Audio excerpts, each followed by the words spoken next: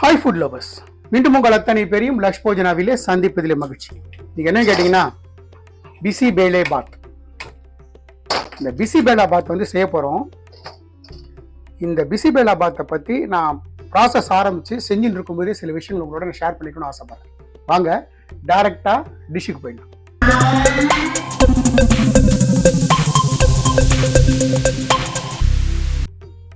நான் வந்து stove on பண்ணி ஒரு ஓக் வச்சுருக்கேன்.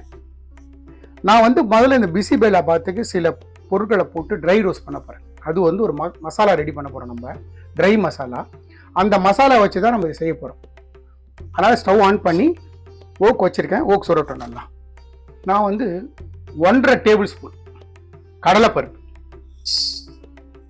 1.5 டேபிள் ஸ்பூன் கடலைப்பருப்பு வச்சுருக்கேன். இது எல்லாமே ட்ரை ரோஸ்டிங். ஃப்ளேமை லோ பண்ணிட்டேன். இந்த பொருள் எல்லாம் ட்ரை ரோஸ்ட் பண்ணணும். ஆக்சுவலாக இந்த பிசி பேலா பாத் அப்படின்றதும் சாம்பார் சாதமும் வேற வேற கன்ஃபியூஸ் பண்ணிக்கிறாங்க. பிசி பேலா பாத் அப்படின்றது இட்ஸ் மைசூர்லேருந்து வந்த ஒரு ஆரிஜின்லேருந்து வந்த ஒரு டிஷ்ஷு. பிசி பேலே பாத் அப்படின்னா கன்னடா லாங்குவேஜில் பிசினா சூடான, பேலேனா பருப்பு, பாத்துன்னா அரிசியோடு சேர்ந்து ஒரு கான்காக்ஷன். இன்னொரு ஸ்டெம் சொல்லுவாங்க பிசி பேலா ஹுலி பாத்னா, ஹுலினா புளி, அதாவது அரிசி பருப்பு புளியை சேர்ந்து செய்யக்கூடிய ஒரு சாதம். அதுதான். ஸோ இதுக்கு வந்து எந்த விதமான வெஜிடபிள் கிடையாது, வெங்காயம் கிடையாது, பூண்டு கிடையாது, தக்காளி கிடையாது. தயவு செஞ்சு புரிஞ்சுக்கோங்க, அது எதுவுமே பிசி பேலா பாத்துல கிடையாது. ஆனால் நிறைய பேர் வந்து இப்போ வெங்காயம், பூண்டு, புளி எல்லாம் போட்டு பண்றாங்க. கிடையாது. நான் பண்ற இந்த வெர்ஷன் வந்து என்னோட மானசீக குரு வெங்கடேஷ் பட் அவர்கள் செஞ்ச டிஷ்ஷு. கிட்டத்தட்ட அவர் செஞ்சு ஒரு 5-6 வருஷம் இருக்கும். அந்த டிஷ்ஷை வந்து நான் இப்போ இன்னைக்கு செய்ய முயற்சி பண்ணுறேன். அவர்களுக்கு வருமானம் எனக்கு தெரியாது, அவர் செஞ்ச டிஷ் இது. ஸோ இந்த டிஷ்ஷை பொறுத்த மட்டுக்கும் வெஜிடபிள்ஸ்க்கு பிசி பேலா பாத்துக்கு வெஜிடபிள் கிடையாது, வெங்காயம் கிடையாது, தக்காளி கிடையாது, எந்த விதமான இதுவும் கிடையாது. சாம்பார் சாதம் வேற, பிசி பேலா பாத் வேற. நம்ம எப்படி கோயம்புத்தூர் பகுதியில் அரிசி பருப்பு சாதம்னு சொல்கிறோம்ல, அந்த மாதிரி ஒரு அரிசி பருப்பு புளியை சேர்ந்து பண்ணக்கூடிய ஒரு மசாலா பொருள் போட்டு செய்யக்கூடிய ஒரு கான்காக்ஷன். இந்த கடலைப்பருப்பு ட்ரை ரோஸ்ட், எல்லா பொருள்களும் நல்லா ட்ரை ரோஸ்ட் பண்ணி நல்லா வறுக்கணும், சவக்க வறுக்கணும். இந்த பொடியை வந்து நான் வந்து இப்போ ஒரு 1 டைம் சர்வ் இல்லை 2 டைம் சர்வுக்கு தான் நான் பண்றேன்.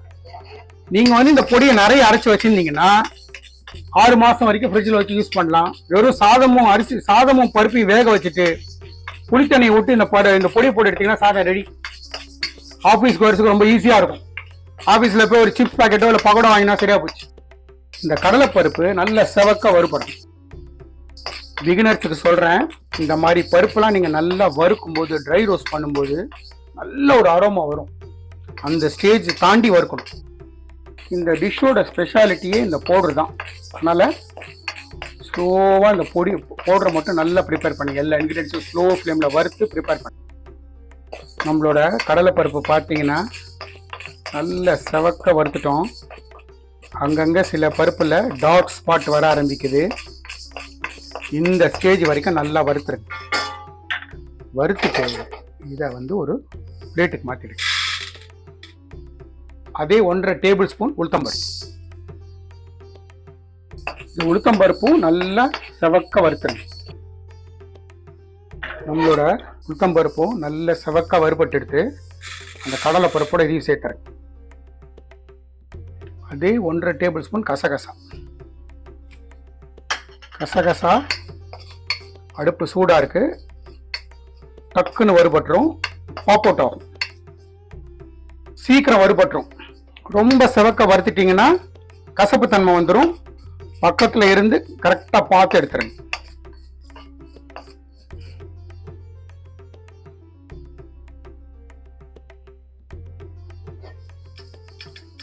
கசகசா நல்லா பொரிஞ்செடுத்து நான் இதையும் எடுத்துறேன்.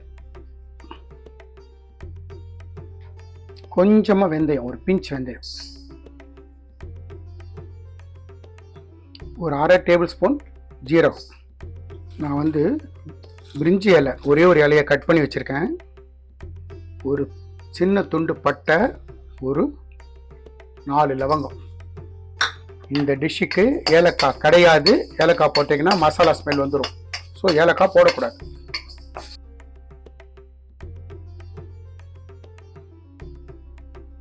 வெந்தயம் ஸ்லைட்டாக செவக்கணும். வெந்தயமும் நல்லா செவந்து வந்ததுன்னா வெடிக்கும் வெந்தயம். பாருங்க வெந்தயம் வெடிக்குது பாருங்க.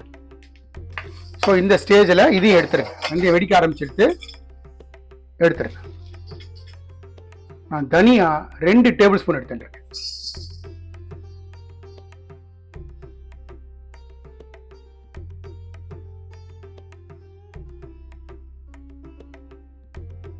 தனியா வறுபட்டு இருக்கும்போது 1.5 டீஸ்பூன் டெசிகேட்டட் கோகோனட், கொப்பரை தேங்காயை நல்லா காய வச்சு துருவி வச்சது. இந்த கொப்பரை தேங்காய் கொஞ்சம் ஸ்லைட்டா கலர் மாறும். நம்மளோட கொப்பரை தேங்காய் பார்த்தீங்கன்னா நல்லா ப்ரௌன் கலராக மாறிடுச்சு. இந்த ஸ்டேஜில் இதையும் எடுத்துருங்க. நான் வந்து ஒரு 1/2 டீஸ்பூன் கடலெண்ணெய் சேர்த்துக்கிறேன். நான் வந்து ஒரு 12 வேடிகை சில்லி எடுத்திருக்கேன். அதை கட் பண்ணி சேர்த்துறேன். இது மட்டும் எண்ணெயில் ரோஸ்ட் பண்ணணும். 2 காஞ்ச மிளகா காரத்துக்கு. இந்த கலர் மாறக்கூடாது, அதே நேரத்தில் பாப் அவுட் ஆகும். அது அப்படியே அந்த மிளகா வந்து அந்த சூடான எண்ணெய் படும்போது உப்பும். அந்த ஸ்டேஜுக்கு இதை வறுத்துருங்க. நான் ஸ்டவ் ஆஃப் பண்ணிட்டேன். பார்த்தீங்கன்னா மிளகாய் எல்லாம் பார்த்தீங்கன்னா பாருங்க எப்படி இருக்கு பாருங்க. இந்த மாதிரி பாப் அவுட் ஆகணும். இப்போ இதையும் இந்த நம்ம வறுத்ததோட சேர்த்துருங்க. எண்ணெயிலேருந்து வடிகட்டி சேர்த்து. இப்போ அந்த பிசிபேலாபாத்துக்கு தேவையான பவுடருக்கு தேவையான எல்லா பொருளும் நான் வறுத்து எடுத்துட்டேன். இது கம்ப்ளீட்டாக ஒரு 20 மினிட்ஸ் அலோவ் பண்ணுங்க. ரூம் டெம்பரேச்சர் வந்துட்டோம். வந்ததுக்கப்புறம் இது நல்ல ஃபைன் பவுடரா, எப்படி நம்ம சாம்பார் பவுடர் அரைப்போம்ல அந்த மாதிரி அரைச்சிடணும். இப்போது நம்ம வறுத்தது எல்லாம் நல்ல ரூம் டெம்பரேச்சர் வந்துடுது. நான் மிளகா இந்த பேலீஃப்லாம் கீழே சேர்த்துக்கிறேன். நான் வந்து பட்டை வந்து சிறு துண்டு சேர்த்துருக்கேன். சப்போஸ் பட்டை ஸ்மெல் ரொம்ப நல்லா பிடிக்கிறவங்க இன்னொரு 1/2 துண்டு கூட சேர்த்துக்கலாம், தப்பு இல்லை. இப்போது இதை நல்லா ஒரு சாம்பார் பொடி மாதிரி திருச்சி எடுத்து வந்து காட்டுறேன்.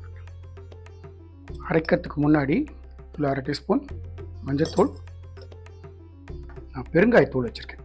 இதில் ஒரு 1/4 டீஸ்பூன் சேர்த்து அரைச்சி எடுத்துன்னு வந்துடுறேன். இதுதாங்க அந்த பிசிபேலாபாத் பவுடர்.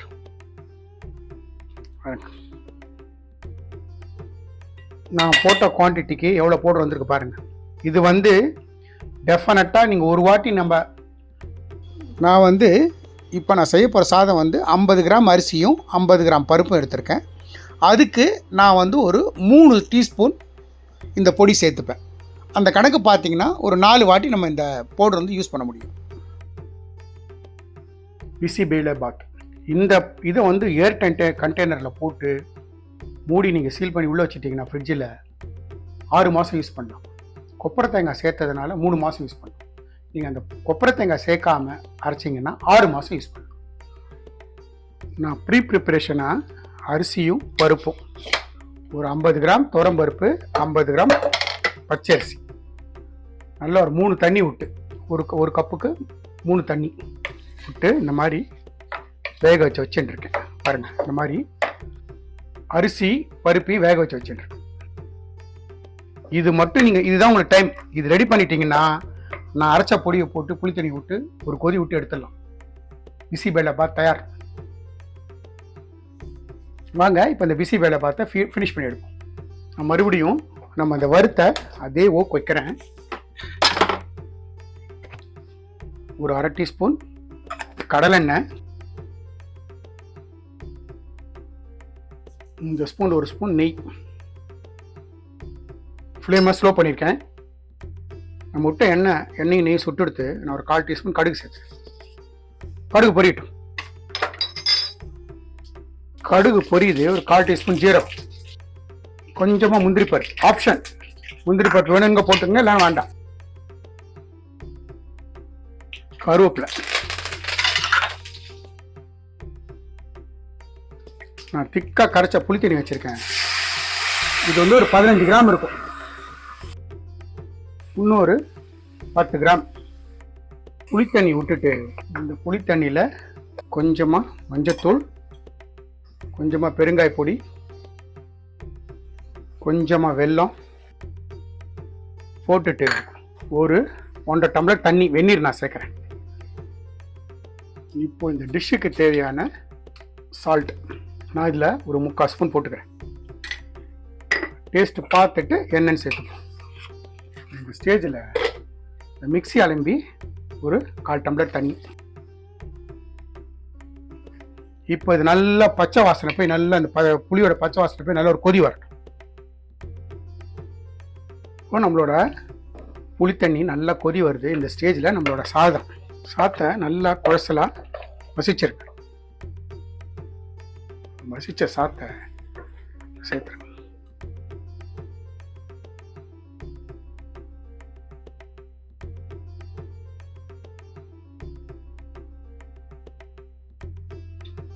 இப்போ இந்த மசாலா பொடி இருக்குல்ல, அதை ஒரு 2.5-3 ஸ்பூன் போட்டுக்கிறேன். போட்டுட்டு மிக்ஸ் பண்ண பிசிபேலாபாத் பொடி சேர்த்து நல்லா மிக்ஸ் பண்ணுங்க.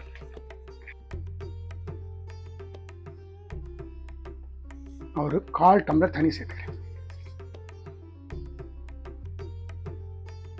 கொஞ்சம் தளர இருந்தால் தான் ஆறுனதுக்கப்புறம் கரெக்டான கன்சிஸ்டன்சி இருக்கும். இப்பயே ரொம்ப கெட்டியாக இருந்ததுன்னா சாப்பிடும்போது ரொம்ப மொத்தமாக இருக்கும். கொஞ்சம் தளர இருந்தால் பிசிபேலாபாத் நல்லாயிருக்கும். ஃபைனலாக ஒரு வாட்டி உப்பு காரம்லாம் செக் பண்ணிடலாமா? நான் செக் பண்ணி பார்த்தேன், எனக்கு உப்பு தேவைப்படுது. சால்ட்டு சேர்க்குறேன். சால்ட்டும் சேர்த்துட்டு ஃபைனலாக ஒரு மிக்ஸ் பண்ணுறேன். பார்த்தீங்களா, ஒரு சிம்பிளான பிசிபேலாபாத் தயார். இதுதான் ஒரிஜினல் பிசிபேலாபாத். நல்ல ஒரு கொதி வரட்டும்.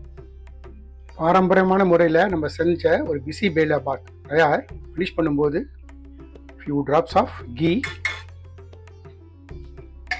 கூட கொத்தமல்லி தூவி ஃபினிஷ் பண்ணிட்டேன். நான் ஸ்டவ் ஆஃப் பண்ணிட்டேன். நம்மளோட அட்டகாசமான ஒரு பிசிபேலாபாத் தயார். எப்படி இருக்கு பாருங்க.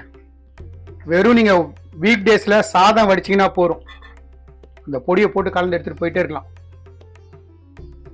நம்ம செஞ்ச ஒரு ஆத்தென்டிக் பிசிபேலாபாத் அட்டகாசமாக தயாராக இருக்குது. இந்த டிஷ்ஷை நான் செஞ்சதுக்கு எனக்கு வந்து ஊக்கம் அளித்த என்னோட குருநாதர் வெங்கடேஷ் பட் அவர்களுக்கு நான் மனமார்ந்த நன்றி சொல்லிக்கிறேன். ஸோ இந்த டிஷ் வந்து நிச்சயமாக அவர் செஞ்ச அளவுக்கு இருக்காது. ட்ரை பண்ணியிருக்கேன், நீங்களும் ட்ரை பண்ணி பாருங்கள், எப்படி ரிசல்ட் வருதுன்னு பார்க்கலாம். நான் எந்த மாதிரி இன்க்ரீஸ் போட்டு எப்படி செஞ்சோம் அதே மாதிரி செய்யுங்க. எனக்கு கிடைச்ச ரிசல்ட் உங்களுக்கும் கிடைக்கும் நம்பிக்கை இருக்குது. இந்த வீடியோ பிடிச்சிருந்தா லைக் அண்ட் ஷேர் பண்ணுங்கள். உங்கள் ஃபேமிலி அண்ட் ஃப்ரெண்ட்ஸ்க்கு வந்து ரெக்கமெண்ட் பண்ணுங்கள். மறக்காமல் நம்ம சேனலை வந்து சப்ஸ்கிரைப் பண்ணுங்கள். அப்படி சப்ஸ்கிரைப் பண்ணும்போது பெல் ஐக்கானை கிளிக் பண்ண மறந்துடாது. நம்ம லக்ஷ்போஜனா சேனலுக்காக ஒரு வாட்ஸ்அப் குரூப் கிரியேட் பண்ணியிருக்கோம். நோட்டிஃபிகேஷன் ப்ராப்ளம் சால்வ் பண்ணுறதுக்காகவும் இன்ட்ரெஸ்டட் பர்சன்ஸ் இன்க்ரீஸை பார்த்து சமைக்கிறதுக்காக ரொம்ப யூஸ்ஃபுல்லாக இருக்கும்.